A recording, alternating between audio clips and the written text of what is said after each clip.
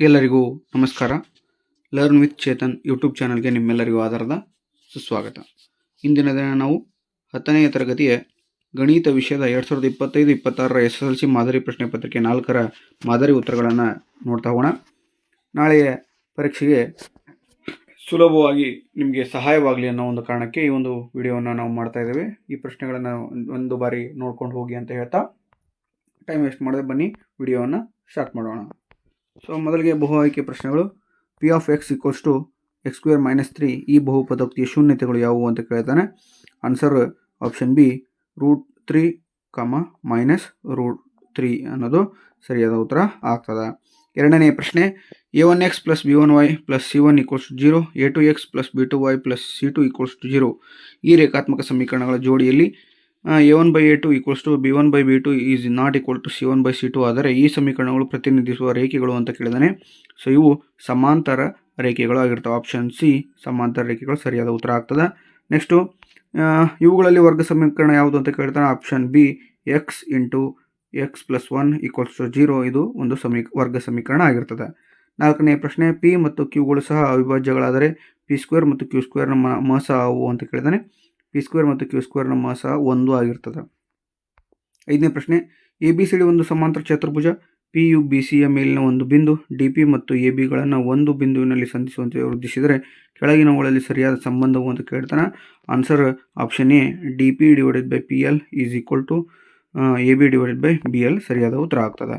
ಆರನೇ ಪ್ರಶ್ನೆ ಕೊಟ್ಟಿರುವ ಆವೃತ್ತಿ ವಿತರಣಾ ಪಟ್ಟಿಯಲ್ಲಿ ಬಹುಲಕವಿರುವ ವರ್ಗಾಂತರದ ಕೆಳಮಿತಿಯು ಅಂತ ಕೇಳ್ತಾನೆ. ಸೊ ಆನ್ಸರ್ ಏನಪ್ಪ ಅಂದರೆ ಆಪ್ಷನ್ ಸಿ 30 ಸರಿಯಾದ ಉತ್ತರ ಆಗ್ತದೆ. ನೆಕ್ಸ್ಟು ಏಳನೇ ಪ್ರಶ್ನೆ ಕೆಳಗಿನವುಗಳಲ್ಲಿ ಯಾವುದು ಒಂದು ಘಟನೆಯ ಸಂಭವನೀಯತೆಯಾಗಿರಬಹುದು ಅಂತ ಕೇಳಿದಾನೆ. 0.7 ಅನ್ನೋದು ಸರಿಯಾದ ಉತ್ತರ ಆಗ್ತದೆ. ಎಂಟನೇ ಪ್ರಶ್ನೆ 6, x, 14 ಇವು ಸಮಾಂತರ ಶ್ರೇಣಿಯಲ್ಲಿದ್ದರೆ ಎಕ್ಸ್ನ ಬೆಲೆಯು ಅಂತ ಕೇಳಿದಾನೆ. ಬನ್ನಿ ಆನ್ಸರ್ ನೋಡಿ ತಗೋಣ. ಆಪ್ಷನ್ ಎ 10 ಅನ್ನೋದು ಸರಿಯಾದ ಉತ್ತರ ಆಗ್ತದೆ. ನೆಕ್ಸ್ಟು ಒಂದು ಅಂಕದ ಪ್ರಶ್ನೆಗಳು. 9ನೇ ಪ್ರಶ್ನೆ a1x + b1y + c1 = 0 ಮತ್ತು a2x + b2y + c2 = 0 ಈ ಜೋಡಿ ರೇಖಾತ್ಮಕ ಸಮೀಕರಣಗಳು ಪ್ರತಿನಿಧಿಸುವ ರೇಖೆಗಳು ಪರಸ್ಪರ ಛೇದಿಸಿದರೆ ಅವು ಎಷ್ಟು ಪರಿಹಾರಗಳನ್ನು ಹೊಂದಿರುತ್ತವೆ ಅಂತ ಕೇಳಿದಾನೆ. ಒಂದು ಪರಿಹಾರವನ್ನು ಹೊಂದುತ್ತವೆ. 10ನೇ ಪ್ರಶ್ನೆ ಆಲ್ಫಾ ಮತ್ತು ಬೀಟಾಗಳನ್ನು ಶೂನ್ಯತೆಗಳಾಗಿ ಹೊಂದಿರುವ ಒಂದು ವರ್ಗ ಬಹುಪದೋಕ್ತಿಯ ಪಿ ಆಫ್ ಎಕ್ಸ್ ಅನ್ನು ಬರೆಯಿರಿ ಅಂತ ಕೇಳಿದಾನೆ. P of x = x² - alpha + beta into x + alpha beta ಅಂತ ಬರೀಬೇಕಾಗ್ತದೆ. 11ನೇ ಪ್ರಶ್ನೆ ಒಂದು ಸಮಾಂತರ ಶ್ರೇಣಿಯ ಮೊದಲ m ಮತ್ತು ಸಾಮಾನ್ಯ ವ್ಯತ್ಯಾಸ 3 ಆದರೆ ಶ್ರೇಣಿ 10ನೇ ಪದ ಕಂಡುಹಿಡಿಯಿರಿ ಅಂತ ಇದೆ. an = a + n - 1d, a10 = a ಅಂದರೆ 10 a ಅಂದರೆ m ಪ್ಲಸ್ n ಅಂದರೆ 10 - 1 d ಅಂದರೆ 3.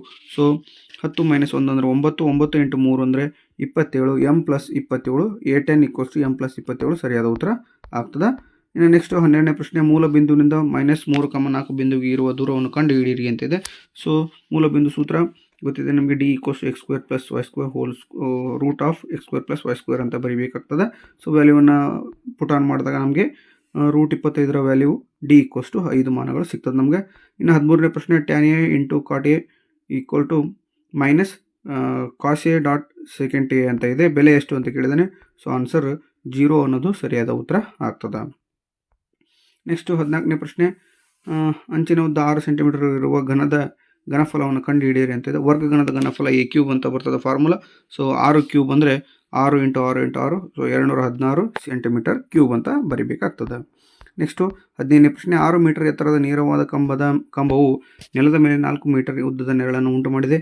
ಅದೇ ಸಮಯದಲ್ಲಿ ಒಂದು ಕಟ್ಟಡ 28 ಮೀಟರ್ ಉದ್ದದ ನೆರಳನ್ನು ಉಂಟು ಮಾಡಿದರೆ ಆ ಕಟ್ಟಡದ ಎತ್ತರವನ್ನು ಕಂಡುಹಿಡಿಯಿರಿ ಅಂತ ಕೇಳ್ತಾನೆ. ಸೊ ಫಾರ್ಮುಲಾವನ್ನು ಹಾಕಿದಾಗ ನಾವು h = 6 × 28/4 ಆಗ್ತದೆ. ಸೊ 4 1 4 7 ಕಟ್ತಾ ಹೊಡಿಬೇಕಾಗ್ತದೆ. 6 7 ಅಂದರೆ 42, h = 42 ಮೀಟರ್ ಅನ್ನೋದು ಸರಿಯಾದ ಉತ್ತರ ಆಗ್ತದೆ. ಇನ್ನು 16ನೇ ಪ್ರಶ್ನೆ 7 ಸೆಂಟಿಮೀಟರ್ ತ್ರಿಜ್ಯವನ್ನು ಹೊಂದಿರುವ ಗೋಳದ ಮೇಲ್ಮೈ ವಿಸ್ತೀರ್ಣವನ್ನು ಕಂಡುಹಿಡಿಯಿರಿ. ಗೋಳದ ಮೇಲ್ಮೈ ವಿಸ್ತೀರ್ಣ ಸೂತ್ರ 4πr². ಸೊ ಈ ಒಂದು ಫಾರ್ಮುಲಾದಲ್ಲಿ ಎಲ್ಲ ಅಂಶಗಳನ್ನು ತುಂಬಿದಾಗ ನಮ್ಗೆ ಸಿಗೋದು a = 616 cm² ಆಗ್ತದೆ. ನೆಕ್ಸ್ಟು 17ನೇ ಪ್ರಶ್ನೆ 2 ಅಂಕದ ಪ್ರಶ್ನೆಗಳು. 2 ಅಂಕಿಯ ಎಷ್ಟು ಸಂಖ್ಯೆಗಳು 3ರಿಂದ ಭಾಗವಾಗುತ್ತವೆ ಎಂದು ಕಂಡುಹಿಡಿಯಿರಿ ಅಥವಾ 11, 15, 19, 23 ಈ ಸಮಾಂತರ ಶ್ರೇಣಿ 20 ಪದಗಳ ಮೊತ್ತ ಕಂಡುಹಿಡಿಯಿರಿ ಅಂತಿದೆ. ಸೊ 12, 15, 18, 99ವರೆಗೂ ಓಕೆ ಇವೆಲ್ಲವೂ ಏನಾಗ್ತವಪ್ಪ ಅಂದರೆ 2 ಅಂಕಿಯ ಸಂಖ್ಯೆಗಳು 3ರಿಂದ ಭಾಗವಾಗ್ತವೆ. So a equals to 12, t equals to 3 ಆಗ್ತದೆ. A n equals to 99. N ಫಾರ್ಮುಲಾದಲ್ಲಿ ಹಾಕೋಣ. N equals to a plus n minus 1 d. So n value ಗೊತ್ತಿದೆ 99. 12 ಪ್ಲಸ್ ಎನ್ ಮೈನಸ್ 1 ಡಿ ಅಂದರೆ 3 ವ್ಯಾಲ್ಯೂ. 12 ಅನ್ನೋದು ಎ ವ್ಯಾಲ್ಯೂ, 3 ಅನ್ನೋದು ಡಿ ವ್ಯಾಲ್ಯೂ. ಸೊ 99ರಲ್ಲಿ -12 ಮಾಡೋಣ. ಅವಾಗ ನಮಗೆ ಎಷ್ಟು ಸಿಗ್ತದಪ್ಪ ಅಂದ್ರೆ ನಮಗೆ ಆನ್ಸರ್ 87 ಸಿಗ್ತದೆ. 87 ಡಿವೈಡೆಡ್ ಬೈ 3 ಅಂದರೆ 30 ಆಗ್ತದೆ. ಓಕೆ, ಮತ್ತು ಅಥವಾ ಪ್ರಶ್ನೆ ನೋಡಿ. A equals to 11, d equals to 15 minus 11 ಅಂದರೆ 4 d value. N equals to 20 ಆಗ್ತದೆ. S20 ಕಂಡು ಹಿಡಿಯೋಕ್ಕಾಗ್ತದೆ. N formula SN = n/2 into 2a plus n minus 1 d ಫಾರ್ಮುಲಾದಲ್ಲಿ ಅಪ್ಲೈ ಮಾಡಿದಾಗ ನಮಗೆ S20 ವ್ಯಾಲ್ಯೂ 980 ಸಿಗ್ತದೆ. ನಮಗೆ ಬಿಡಿಸಿ ಬರೀಬೇಕಾಗ್ತದೆ. ಇನ್ನು ಕೆ ವ್ಯಾಲ್ಯೂ ಕಂಡು ಹಿಡ್ತಕ್ಕಂಥ ಲೆಕ್ಕ ಕೊಟ್ಟಿದ್ದಾನೆ.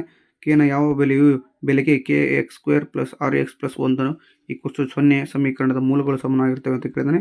ಇನ್ನು ಅಥವಾ ಪ್ರಶ್ನೆ ಕೊಟ್ಟಿದ್ದಾನೆ. ಇದಕ್ಕೆ x² - 3x - 10 ಈ ವರ್ಗ ಸಮೀಕರಣದ ಮೂಲವನ್ನು ಕಂಡು ಹಿಡಿಯಿರಿ ಅಂತ ಇದೆ. So kx² + rx + 1 = 0. ಎ ಅಂದರೆ ಕೆ ಆಗ್ತದೆ.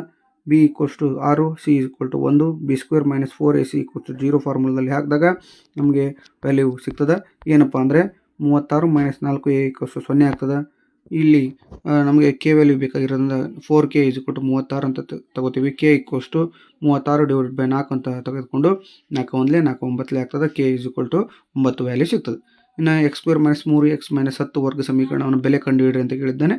ಸೊ ನಮಗೆ ಅಪವರ್ತನ ಗುಂಪು ಮಾಡಿ ಅಪವರ್ತನ ವಿಧಾನದ ಮೂಲಕ ಹಾಕಿದಾಗ ನಮಗೆ ವ್ಯಾಲ್ಯೂ x = 5 ಮತ್ತು x = -2 ವ್ಯಾಲ್ಯೂ ಸಿಗ್ತದೆ. ಇನ್ನು 5 - 19ನೇ ಪ್ರಶ್ನೆ. 5 - √2 ಇದು ಒಂದು ಅಭಾಗಲಬ್ಧ ಸಂಖ್ಯೆಯನ್ನು ಸಾಧಿಸಿ ಅಂತ ಇದೆ. ಸೊ ಇದು ಇಂತಹ ಒಂದು ಅಭಾಗಲಬ್ಧ ಸಂಖ್ಯೆಯನ್ನು ಸಾಧಿಸಿ ಅನ್ನೋ ಪ್ರಶ್ನೆಗಳು ಸಾಕಷ್ಟು ಬಾರಿ ರಿಪೀಟೆಡ್ ಆಗಿರ್ತವೆ. ಸೊ ಅತ್ಯಂತ ಸುಲಭವಾಗಿ ಬರೀಬೋದು. ನೀವು 2 ಅಂಕ ಈಸಿಯಾಗಿ ಪಡ್ಕೋಬಹುದಾಗಿದೆ. ಇನ್ನು ಮುಂದಿನ ಪ್ರಶ್ನೆ ನೋಡ್ತಾ ಹೋಗೋಣ. ನಿಮಗೆ ವಿಡಿಯೋ ಸ್ವಲ್ಪ ಫಾಸ್ಟ್ ಆದರೆ ಪಾಸ್ ಮಾಡ್ಕೊಂಡು ನೋಡ್ಕೊಳ್ಳಿ ದಯವಿಟ್ಟು. ಕೊಟ್ಟಿರೋ ರೇಖಾತ್ಮಕ ಸಮೀಕರಣ ಜೋಡಿಯನ್ನು ಬಿಡಿಸಿ ಅಂತ ಕೇಳಿದರೆ 3x - y = 15, 2x - y = 5 ಅಂತ ಇದೆ. ಸೊ ವರ್ಜಿಸುವ ವಿಧಾನದ ಮೂಲಕ ಮಾಡ್ಕೊಳ್ತಾ ಹೋಗೋಣ. ಸೊ x = 10 ವ್ಯಾಲ್ಯೂ ಬರ್ತದೆ. ಈ x ವ್ಯಾಲ್ಯೂವನ್ನು ಸಮೀಕರಣ 2ರಲ್ಲಿ ಹಾಕಿದಾಗ 2x - y = 5, 2 × 10 - y = 5 ಆಗ್ತದೆ. 2 10 20, 20 - y = 5. y = 20 - 5 ಅಂದರೆ y = 15. So x value 10, y value 15 ನಮ್ಗೆ ಸಿಗ್ತದೆ. ಇನ್ನು 21ನೇ ಪ್ರಶ್ನೆ. a ಆಫ್ 4, 6 ಮತ್ತು b ಆಫ್ x, y ಬಿಂದುಗಳನ್ನು ಸೇರಿಸುವ ರೇಖಾಖಂಡದ ಮಧ್ಯ ಬಿಂದುವಿನ ನಿರ್ದೇಶಾಂಕಗಳು 6, 5 ಆದರೆ b ಬಿಂದುವಿನ ನಿರ್ದೇಶಾಂಕಗಳನ್ನು ಕಂಡು ಹಿಡಿಯಿರಿ ಅಂತ ಕೇಳಿದಾನೆ. ನಮಗೆ ಫಾರ್ಮುಲಾ ಗೊತ್ತಿದೆ ಮಧ್ಯ ಬಿಂದುವಿಂದು. So p of x, y = x1 + x2/2 y1 + y2/2 ಅಂತ ಫಾರ್ಮುಲಾ ಇದೆ. ಸೊ x1 ವ್ಯಾಲ್ಯೂ ಗೊತ್ತಿದೆ. ಸೊ 4 + x/2, y1 ವ್ಯಾಲ್ಯೂ ಗೊತ್ತಿದೆ 6 + y/2. ಸೊ ವ್ಯಾಲ್ಯೂವನ್ನು ಪುಟ್ ಆನ್ ಮಾಡಿದಾಗ ನಮಗೆ r = 4 + x/2 ಸಿಗ್ತದೆ. ಸೊ 6 2 12, 12 = 4 + x ಆಗ್ತದೆ. ಈ ಎರಡನ್ನು ನಾವು ಡಿವೈಡೆಡ್ ಇದ್ದದನ್ನು ಈಕ್ವಲ್ ಈ ಕಡೆ ಲೆಫ್ಟ್ ಸೈಡ್ ಹಾಕಿದಾಗ ಇಂಟು ಆಗ್ತದೆ. ಸೊ 6 × 12 ಆಗ್ತದೆ. 12 = 4 + x ಆಗ್ತದೆ. ಸೊ 4ಅನ್ನು ಈ ಕಡೆ ಹಾಕಿದಾಗ ಮೈನಸ್ ಆಗ್ತದೆ. ಸೊ x = 12ರಾಗೆ 4 ಹೋದರೆ 8 ವ್ಯಾಲ್ಯೂ ಸಿಕ್ತು. ಓಕೆನಾ. ಇನ್ನು 5ನೇ ವ್ಯಾಲ್ಯೂ ತಗೊಳ್ಳೋಣ. 5 = 6 + y = 10 ಅಂದರೆ xy = 8, 4 ಅನ್ನೋದು ಸರಿಯಾದ ಉತ್ತರ ಆಗ್ತದೆ. ಇನ್ನು 22ನೇ ಪ್ರಶ್ನೆ ನೋಡಿ. 2 ಸಂಖ್ಯೆಗಳ ಗುಣಲಬ್ಧ 2366 ಮತ್ತು ಅವುಗಳ ಮಸ 13 ಆದರೆ ಅವುಗಳ ಲಸ ಕಂಡುಹಿಡಿಯಿರಿ. ಒಂದು ಸಂಖ್ಯೆ 91 ಆದರೆ ಇನ್ನೊಂದು ಸಂಖ್ಯೆಯನ್ನು ಕಂಡುಹಿಡಿಯಿರಿ ಅಂತ ಕೇಳಿದಾನೆ. ಇದು ಫಾರ್ಮುಲಾ ಕೊಡ್ತಿದೆ ನಮಗೆ h × l = a × b. So l = a × b divided by h ಅಂತ ತಗೋಬೇಕು. 236 ಗುಣಲಬ್ಧ ಸಿಕ್ಕಿದೆ. ಡಿವೈಡೆಡ್ ಬೈ 13 ಅಂದರೆ h = 182 ಆಯಿತು. ಇನ್ನು a × b = h × l ಅಂತ ಅಪ್ಲಿಕೇಶನ್ ಮಾಡಿದಾಗ ಸೊ b ವ್ಯಾಲ್ಯೂ ಇನ್ನೊಂದು ಯಾವುದು ಅಂತ ಗೊತ್ತಾಗಬೇಕು. b = h × l divided by a ಅಂತ ತೊಗೊಳ್ಳೋಣ. h ಅಂದರೆ 13, l ಅಂದರೆ 182 ಡಿವೈಡೆಡ್ ಬೈ 91 ಆದಾಗ ವ್ಯಾಲ್ಯೂ b = 26. h 182, b = 126 ಸಿಗ್ತದೆ. ಕೊಟ್ಟಿರುವ ಚಿತ್ರದಲ್ಲಿ ವಿಕರ್ಣದ ಅಳತೆಯು ಆಲ್ಫಾ ಕೋನದ ಅಭಿಮುಖ ಭಾವನೆ 2ರಷ್ಟಿದ್ದರೆ ಕಾಸ್ ಆಲ್ಫಾದ ಬೆಲೆಯನ್ನು ಕಂಡುಹಿಡಿಯಿರಿ ಅಂತ ಇದೆ. AC = 2bc, sin α = bc/ac bc divide by 2, bc = 1/2 ಆಗ್ತದೆ. sin α = 1/2, ಆಲ್ಫಾ sin 1/2 ಅಂದರೆ 30 ಡಿಗ್ರಿ ಆಗ್ತದೆ. ಕಾಸ್ α = cos 30 degree, cos 30 degree value √3/2 ಆಗ್ತದೆ. ಇನ್ನು 24ನೇ ಪ್ರಶ್ನೆ, ಚಿತ್ರದಲ್ಲಿ ಓ ಕೇಂದ್ರವುಳ್ಳ ವೃತ್ತದಲ್ಲಿ ಎ ಬಿಯು ವ್ಯಾಸವಾಗಿದೆ ಮತ್ತು ಎ ಪಿಯು ಎ ಬಿಂದುವಿನಲ್ಲಿ ಎಳೆದ ಸ್ಪರ್ಶಕವಾಗಿದೆ. ಕೋನ O C B equals 25 degree ಆದರೆ ಕೋನ ಎ ಪಿ ಬಿಯನ್ನು ಕಂಡು ಹಿಡಿಯಿರಿ ಅಂತ ಇದೆ. ಸೊ ವೃತ್ತದ ಮೇಲಿನ ಒಂದು ಪ್ರಾಬ್ಲಮ್ ಕೊಟ್ಟಿದ್ದಾನೆ. ಸೊ ನೋಡ್ತಾ ಹೋಗಿ ನೀವು ಈಸಿಯಾಗಿ. ವಿಡಿಯೋ ಸ್ವಲ್ಪ ಫಾಸ್ಟ್ ಆದರೆ ನೀವು ಪಾಸ್ ಮಾಡಿಕೊಂಡು ನೀಟಾಗಿ ಲೆಕ್ಕನ ಬಿಡಿಸ್ಕೊಳ್ತಾ ಹೋಗಿ. ಓಕೆನಾ? ಅತ್ಯಂತ ಸುಲಭವಾದಂತಹ ಪ್ರಶ್ನೆ ಪತ್ರಿಕೆ ಆಗಿರ್ತದೆ ಇದು. ಸೊ LBA ಆಧಾರಿತ ಪ್ರಶ್ನೆ ಪತ್ರಿಕೆಗಳು. ಸೊ ವರ್ಕ್ ಮಾಡಿದ್ದೆ ಅದರಲ್ಲಿ 100ಕ್ಕೆ 100, 80ಕ್ಕೆ 80 ಆರಾಮ್ಸೆ ತೆಗಿಬೋದು. ಟೀಚರ್ಸ್ ನಿಮಗೆ 100ಕ್ಕೆ 100, 20ಕ್ಕೆ 20 ಇಂಟರ್ನಲ್ ಕೊಡ್ತಾರೆ. ಸೊ 100ಕ್ಕೆ 100 ನೀವು ಆರಾಮ್ಸೆ ಸ್ಕೋರ್ ಮಾಡ್ಬೋದು ಮ್ಯಾಥ್ಸಲ್ಲಿ. ಇನ್ನು 25ನೇ ಪ್ರಶ್ನೆ, ಆಲ್ಫಾ ಮತ್ತು ಬೀಟಾಗಳು P of x = x² + 3x + 2 ಈ ಬಹುಪದೋಕ್ತಿ ಎರಡು ಶೂನ್ಯತೆಗಳಾದರೆ alpha cube beta plus alpha beta cube ಬೆಲೆಯನ್ನು ಕಂಡು ಹಿಡಿಯಿರಿ ಅಂತ ಕೇಳಿದಾನೆ. ಸೊ ಬಹುಪದೋಕ್ತಿ ಶೂನ್ಯತೆಗಳ ಮೊತ್ತದ ಗುಣಲಬ್ಧ ಈ ಫಾರ್ಮುಲಾಸಲ್ಲಿ ಹಾಕ್ತಾ ಹೋದಾಗ ನಮ್ಗೆ ವ್ಯಾಲ್ಯೂ ಏನು ಸಿಗ್ತದಪ್ಪ ಅಂದರೆ alpha cube beta plus alpha into beta cube value 10 ಸಿಗ್ತದೆ. ಓಕೆನಾ? ವಿಡಿಯೋ ಪಾಸ್ ಮಾಡ್ಕೊಳ್ಳಿ, ನಿಧಾನವಾಗಿ ವಿಡಿಯೋನ ನೋಡ್ಕೊಳ್ಳಿ. ಇನ್ನು 26ನೇ ಪ್ರಶ್ನೆಯನ್ನು ಕೊಟ್ಟಿದ್ದಾನೆ. ಸೊ ಪ್ರಮೇಯದ ಮೇಲೆ ಒಂದು ಲೆಕ್ಕ ಕೊಟ್ಟಿದ್ದಾನೆ. ಓಕೆ, ಎ ಬಿ ಮತ್ತು ಸಿ ಡಿಗಳು ಎರಡು ರೇಖಾಖಂಡಗಳು ಓ ಬಿಂದುವಿನಲ್ಲಿ ಛೇದಿಸಿದರೆ ಎ ಸಿ ಸಮಾಂತರ ಡಿ ಬಿ ಆಗುವಂತೆ ಎ ಸಿ ಮತ್ತು ಡಿ ಬಿಗಳನ್ನು ಸೇರಿಸಿದೆ. A O divided by A C equals to B O divided by B D ಎಂದು ಸಾಧಿಸಿ ಅಂತ ಕೇಳ್ತಾನೆ. ಓಕೆನಾ?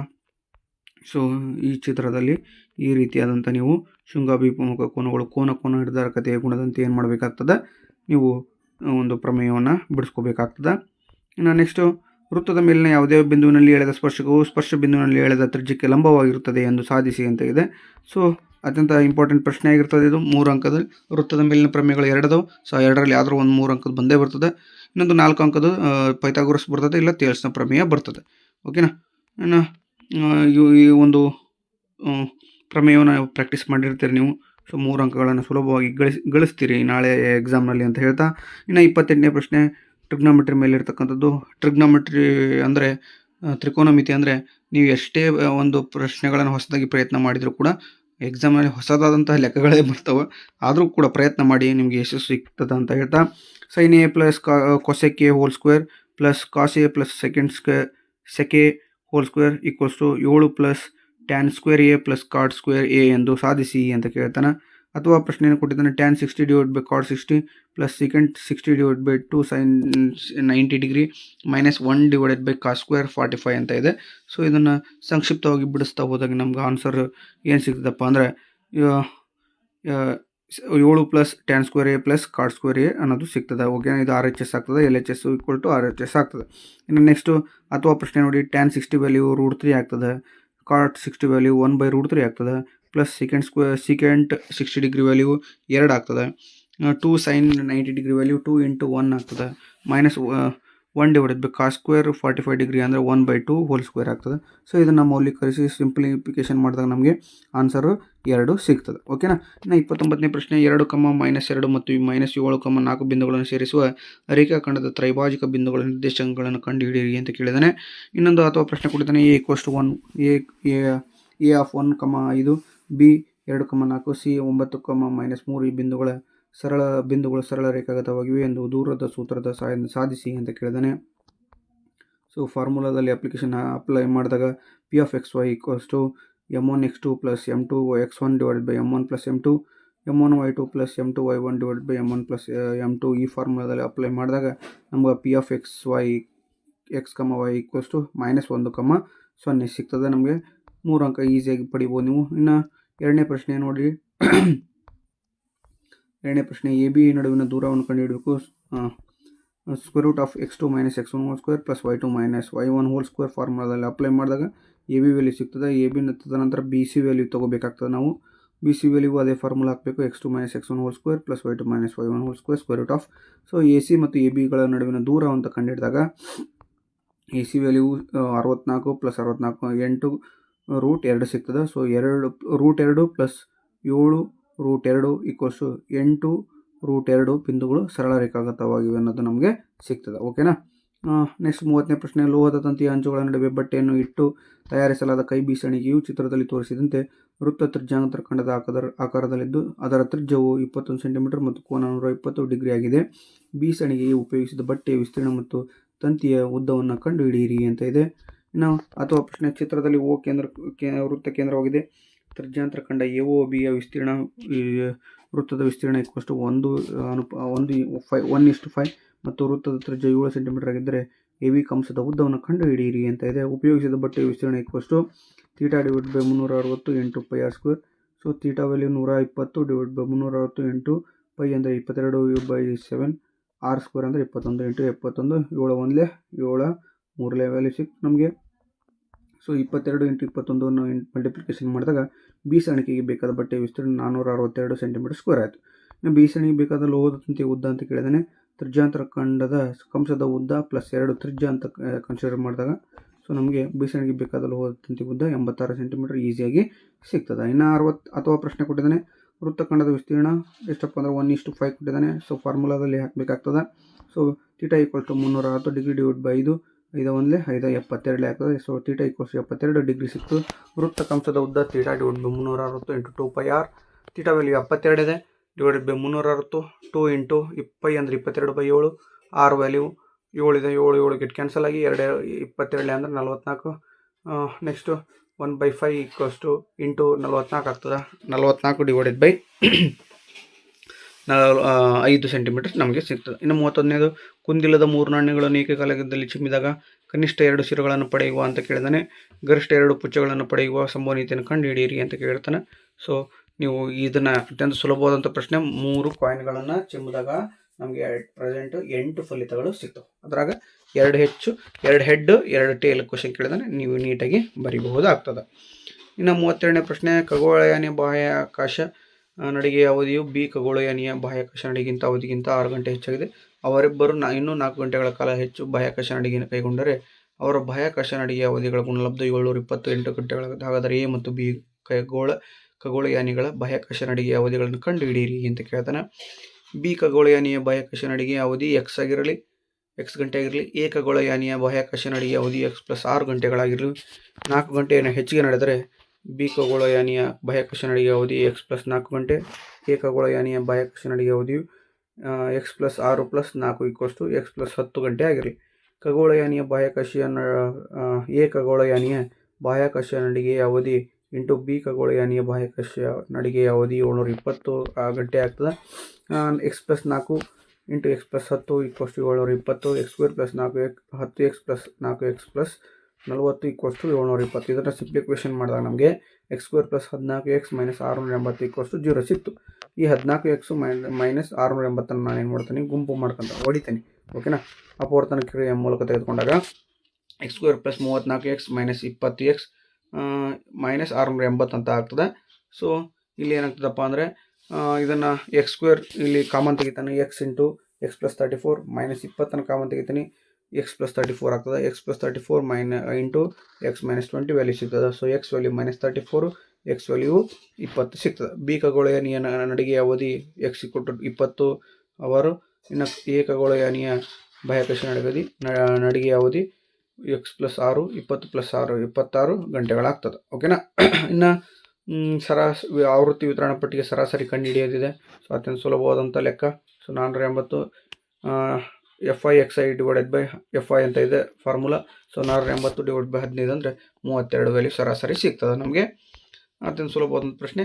ಇನ್ನೊಂದು ಅಥವಾ ಪ್ರಶ್ನೆ ಕೊಟ್ಟಿರ್ತಾನೆ, ಮಧ್ಯಾಂಕವನ್ನು ಕಂಡುಹಿಡಿಯೋದು. ಈಗ ಆಲ್ರೆಡಿ ಸರಾಸರಿ ಕಂಡುಹಿಡಿತೀರಿ, ಅದೇ ಥರ ಮಧ್ಯಾಂಕವನ್ನು ಈಸಿಯಾಗಿ ನೀವು ಕಂಡುಹಿಡಿಬೋದು. L ವ್ಯಾಲ್ಯೂ ಸಿಗ್ತದೆ, CF ವ್ಯಾಲ್ಯೂ ಇರ್ತದೆ, H ವ್ಯಾಲ್ಯೂ ಕಂಡುಹಿಡಿಬೇಕು. F = 20. ಸೊ n/2 ವ್ಯಾಲ್ಯೂ ಗೊತ್ತಾಗ್ತದೆ. ಸೊ ಫಾರ್ಮುಲಾ ಗೊತ್ತದೆ. L + n/2 - CF / F × H value ಫಾರ್ಮುಲಾದಲ್ಲಿ ಅಪ್ಲೈ ಮಾಡಿದಾಗ ನಮಗೆ ಮಧ್ಯಾಂಕ 220 ಸಿಗ್ತದೆ. ಇಷ್ಟು ಬರ್ತದೆ ನಿಮಗೆ 3 ರಿಂದ 4 ಅಂಕ ಸುಲಭವಾಗಿ ದೊರೆಯುತ್ತದೆ. ಇನ್ನು 4 ಅಂಕದ ಪ್ರಶ್ನೆಗಳು ಸಮಾಂತರ ಶ್ರೇಣಿ ಲೆಕ್ಕಗಳನ್ನು ಕೊಟ್ಟಿರ್ತಾನೆ 2. ಸೊ 2ರಲ್ಲಿ ಯಾವುದಾದ್ರೂ ನೀವು ಒಂದನ್ನು ಬರಿಬೇಕಾಗ್ತದೆ. ವಿಡಿಯೋನ ಪಾಸ್ ಮಾಡಿಕೊಂಡು 2 ಲೆಕ್ಕಗಳನ್ನು ನೋಡ್ತಾ ಹೋಗಿ. ಓಕೆ. ಸಮಾಂತರ ಶ್ರೇಣಿ 4 ಮಾರ್ಕ್ಸಿಂದ ಬರ್ತದೆ, 2 ಮಾರ್ಕಿಂದ 1 ಬರ್ತದೆ. ಸೊ 2 ಮಾರ್ಕಿಂದ ಈಸಿ ಇರ್ತದೆ. ಸ್ವಲ್ಪ 4 ಅಂಕದ ಪ್ರಶ್ನೆ ಸ್ವಲ್ಪ ನಿಮಗೆ ಕಾಂಪ್ಲಿಕೇಶನ್ ಇರ್ತದೆ. ಆದರೂ ಕೂಡ ಅಥವಾ ಪ್ರಶ್ನೆ ಕೊಟ್ಟಿರ್ತಾನೆ, ಸ್ವಲ್ಪ ಕಾನ್ಸೆಪ್ಟನ್ನು ಅರ್ಥ ಮಾಡ್ಕೊಂಡಿದ್ದೆ ಅದಲ್ಲಿ ನಿಮಗೆ 4 ಅಂಕಗಳನ್ನು ಸುಲಭವಾಗಿ ಪಡಿಬೋದು. ಓಕೆನಾ. ಇನ್ನು 2ನೇ ಪ್ರಶ್ನೆ ಅಥವಾನು ಕೊಟ್ಟಿರ್ತಾನೆ, ಅದಕ್ಕೆ ಸಮಾಂತರ ಶ್ರೇಣಿಗೆ ಈಸಿಯಾಗಿ ನೀವು ಅಂಡರ್ಸ್ಟ್ಯಾಂಡ್ ಮಾಡ್ಕೊಂಡಿದ್ದಲ್ಲಿ 4 ಅಂಕಗಳನ್ನು ಸುಲಭವಾಗಿ ಪಡ್ಕೋಬಹುದು. ಓಕೆ. ವಿಡಿಯೋ ಪಾಸ್ ಮಾಡಿ ಸಂಪೂರ್ಣವಾಗಿ ಲೆಕ್ಕನ ಬರ್ಕೊಳ್ಳಿ ಅಂತ ಹೇಳ್ತಾ, ಇನ್ನು ಮುಂದಿನದಾಗಿ ಪ್ರಮೇಯ ಇದೆ. ಸೊ ಪ್ರಮೇಯ ಈಗ ಆಲ್ರೆಡಿ ನೀವು ಸಾಕಷ್ಟು ಬಾರಿ ಪ್ರಯತ್ನವನ್ನು ಮಾಡಿರ್ತೀರಿ, ಪ್ರಾಕ್ಟೀಸ್ ಮಾಡಿರ್ತೀರಿ. ಸೊ ಈಸಿಯಾಗಿ ನೀವು 4 ಅಂಕಗಳನ್ನು ಪಡಿಬೋದು. ಅದನ್ನ ನಾನೇನು ಎಕ್ಸ್ಪ್ಲೇನ್ ಮಾಡ್ತಕ್ಕಂಥ ಅವಶ್ಯಕತೆ ಇರೋದಿಲ್ಲ. So practice makes man perfect ಅಂತ ಇದೆ. ಆದ್ದರಿಂದ ನೀವು ಪ್ರಾಕ್ಟೀಸ್ ಮಾಡಿದ್ದದಲ್ಲಿ 4 ಅಂಕಗಳನ್ನು ಸುಲಭವಾಗಿ ಪಡಿಬೋದು. ಇನ್ನು 2 ಒಟ್ಟು ಕೊಟ್ಟಿರ್ತಾನೆ, 2ರಾಗ ಯಾವುದಾದ್ರೂ ಒಂದನ್ನು ನೀವು ಪ್ರಮೇಯನ ಬರಿಬೇಕಾಗ್ತದೆ. ಓಕೆ, ಪ್ರಮೇಯ ಇಲ್ಲಿ ಕಾಣ್ತಾ ಇದೆ. ಸೊ ಈ ಒಂದು ಪ್ರಮೇಯವನ್ನು ನೀವು ನೀಟಾಗಿ ಬರಿಬೇಕಾಗ್ತದೆ. ಓಕೆ, ಇನ್ನು ಲಾಸ್ಟ್ ನೋಡಿ, ರೇಖಾತ್ಮಕ ಸರಣಿಯ ಸಮೀಕರಣಗಳ ಜೋಡಿಯನ್ನು ನಕ್ಷೆ ವಿಧಾನದಿಂದ ಬಿಡಿಸಿ ಅಂತ ಇದೆ. ನಕ್ಷೆ ವಿಧಾನದಿಂದ ಬಿಡಿಸಿದ್ದೆ ಅದನ್ನು 4 ಅಂಕಗಳು ಈಸಿಯಾಗಿ ಬರ್ತವೆ ನಿಮಗೆ. ಎಕ್ಸ್ ವ್ಯಾಲ್ಯೂ 0 ಆದಾಗ, ವೈ ವ್ಯಾಲ್ಯೂ 0 ಆದಾಗ ಇವನ್ನೆರಡು ಇಟ್ಕೊಂಡ್ಬಿಟ್ರೆ ನೀವು ಈಸಿಯಾಗಿ ಏನು ಮಾಡ್ಬೋದು, ನಕ್ಷೆಯನ್ನು ಹಾಕ್ಬೋದು. ಓಕೆನಾ. ಇನ್ನು ಈ ರೀತಿಯಾಗಿ ನಕ್ಷೆಗಳು ಈಸಿಯಾಗಿ ನೀವು ಬಿಡಿಸ್ಬೇಕಾಗ್ತದೆ. ಓಕೆ, ಇಲ್ಲಿ ನೋಡಿ, ನಕ್ಷೆ ವಿಧಾನಕ್ಕೆ ಅಂಕಗಳ ವಿತರಣೆ ಯಾವ ರೀತಿಯಾಗಿರುತ್ತೆ ಅಂತ ಕೋಷ್ಟಕ ಲೆಕ್ಕಾಚಾರ ಮಾಡಿದರೆ 1 + 1 ಅಂಕ ಸಿಗ್ತದೆ. ಬಿಂದುಗಳನ್ನು ಗುರುತಿಸಿದ್ರೆ 1.5 ಸಿಗ್ತದೆ. ಪರಿಹಾರಗಳನ್ನು ಬರೆದ್ರೆ ಅರ್ಧ ಅಂಕ ಸಿಗ್ತದೆ. ಒಟ್ಟು 4 ಅಂಕಗಳು ಈಸಿಯಾಗಿ ನೀವು ಪಡ್ಕೋಬಹುದು. ಇನ್ನು ನೆಕ್ಸ್ಟ್ ನೋಡಿ, ಒಂದು 37ನೇ ಪ್ರಶ್ನೆ ಏನಪ್ಪ ಅಂದರೆ ಟ್ರಿಗ್ನಾಮೆಟ್ರಿಯ ಅನ್ವಯಗಳು ಪಾಠದ ಮೇಲೆ ಬರ್ತದೆ. ಸೊ ಅದನ್ನು ನೀವು ಸ್ವಲ್ಪ ಒತ್ತು ಕೊಟ್ಟು ಪ್ರಾಕ್ಟೀಸ್ ಮಾಡಬೇಕಾಗ್ತದೆ. ಸುಲಭವಾಗಿರ್ತವೆ, ಸ್ವಲ್ಪ ಕಾನ್ಸಂಟ್ರೇಷನ್ ಕೊಟ್ಟು ವರ್ಕ್ ಮಾಡಬೇಕಾಗ್ತದೆ. ಅದನ್ನು ವರ್ಕ್ ಮಾಡಿದ್ದಾದಲ್ಲಿ ನಿಮಗೆ 4 ಅಂಕಗಳು ಸುಲಭವಾಗಿ ದೊರೀತವೆ, ಈಸಿಯಾಗಿರ್ತದೆ. ಸ್ವಲ್ಪ ಏನಪ್ಪ ಅಂದರೆ ಟೆನ್ಷನ್ ಕೊಡತಕ್ಕಂಥ ಪ್ರಶ್ನೆಗಳಾಗಿರ್ತವೆ. ಓಕೆನಾ. ಆದರೂ ಕೂಡ ನೀವು ಪ್ರಯತ್ನ ಮಾಡಿರಿ. ಇನ್ನು ಲಾಸ್ಟಿಗೆ ಕ್ಷೇತ್ರಗಣಿತದ ಮ್ಯಾಗ ಬರ್ತಕ್ಕಂಥ 5 ಅಂಕದ ಒಂದು ಪ್ರಶ್ನೆ ಇರ್ತದೆ. ಸೊ ಇದಕ್ಕೆ ಅಥವಾ ಪ್ರಶ್ನೆಯನ್ನು ಕೊಡ್ತಾನೆ. ಸೊ 2ರಲ್ಲಿ ಯಾವುದಾದ್ರೂ ಒಂದನ್ನು ನೀವು ಬರಿಬೇಕಾಗ್ತದೆ. 5 ಅಂಕಗಳು ಸುಲಭವಾಗಿ ಸಿಗ್ತಕ್ಕಂಥ ಪ್ರಶ್ನೆಗಳು, ಆದರೆ ಸ್ವಲ್ಪ ವರ್ಕ್ ಮಾಡಬೇಕು. ವರ್ಕ್ ಮಾಡಲಿಲ್ಲ ಅಂದರೆ 5 ಅಂಕ ಸಿಗಲ್ಲ. ಓಕೆನಾ. ವಿಡಿಯೋನ ಪಾಸ್ ಮಾಡ್ಕೊಂಡು ಸಂಪೂರ್ಣವಾದ ಲೆಕ್ಕನ ಬಿಡಿಸ್ಕೊಳ್ಳಿ ಅಂತ ಹೇಳ್ತಾ, ಸೊ ಇಷ್ಟೊತ್ತು ಮಾದರಿ ಪ್ರಶ್ನೆ ಪತ್ರಿಕೆ ಕೀ ಉತ್ತರಗಳನ್ನು ನಾವು ಮ್ಯಾಥ್ಸ್ ನೋಡ್ತಾ ಹೋದ್ವಿ. ಈ ವಿಡಿಯೋ ನಾಳೆಯ ಪ್ರಶ್ನೆ ಪರೀಕ್ಷೆಗೆ ಹೆಲ್ಪ್ ಆಗುತ್ತೆ ಅಂತ ಹೇಳ್ತಾ, ಇಷ್ಟೊತ್ತು ವಿಡಿಯೋ ನೋಡಿರ್ತಕ್ಕಂಥ ನಿಮ್ಮೆಲ್ಲರಿಗೆ ಧನ್ಯವಾದಗಳನ್ನು ತಿಳಿಸ್ತಾ ಇಲ್ಲಿಗೆ ವಿಡಿಯೋನ ಮುಕ್ತಾಯಗೊಳಿಸ್ತಾ ಇದ್ದೀವಿ. Thank you so much.